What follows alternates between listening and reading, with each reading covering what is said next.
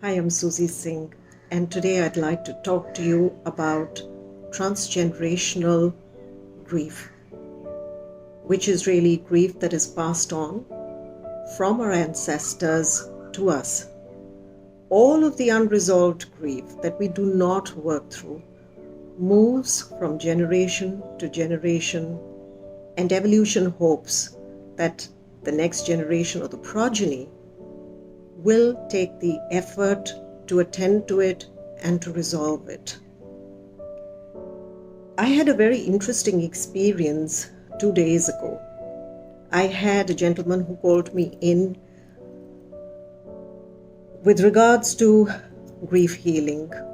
This was part of my grief seva work. And as he spoke to me and I tried to hold the space for him in which he could empty himself out, it was a very vulnerable experience of breaking down, of catharsis. This gentleman must have been in his 40s. He had recently lost his mother, and he had not been able to grieve for her because his family wanted him to be strong. His wife clearly expressed it to him that she didn't like his crying, and he too felt that he needed to be strong for his children. So when I was holding this space for him, I realized that he was struggling to hold his tear bags, and I allowed him to connect with that deep weight of grief inside of him and to let it all out. In the space that was created to heal it, there was an outflowing of wonderful and loving messages, which incidentally came through me in his local language. And he happened to be a Sikh gentleman. And while I am a Sikh too, I am not as fluent in the language. But in that moment, what I found was that the language was flowing through me, almost like my ancestors were speaking. It was a very marvelous experience, and I felt very moved. I was able to grieve along with this gentleman for his loss. I was able to suffer along with him. And later that night, when I went to bed, praying for his strength, praying for him to be vulnerable enough to empty his grief out and to learn to live on with his mother's absence, I had a very disturbing dream. I woke up with great heaviness inside of me. And in my dream, I dreamt that I am with my sister. We're walking on the road. We're carrying my little child along. And my child suddenly, a little infant, maybe 3 or 4 years old, runs onto the road in an unattended motion. A car comes and runs over him. And I still recall that moment when I see his body flattened out by the vehicle on the road, and the waves of shock and grief and anguish run through me in my sleep state.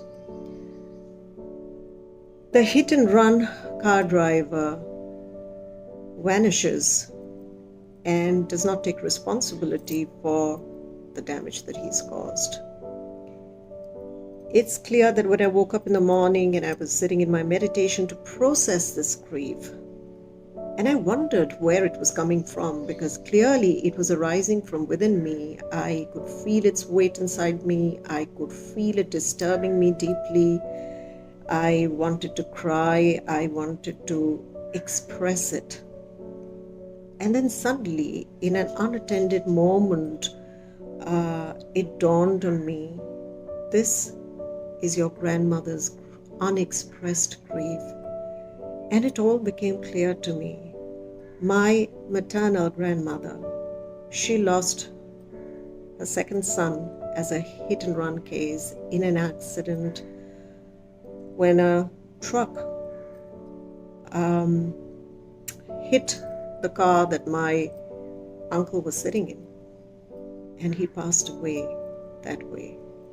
perhaps at some level, that unexpressed grief for the loss of a child was moving through me or was working through me. It was the grief of the family. It was the grief that had sent shock ripples through the ecosystem, and it still contained its charge, and it was being released and vented and attended to in my sleep state, in my meditation the morning after.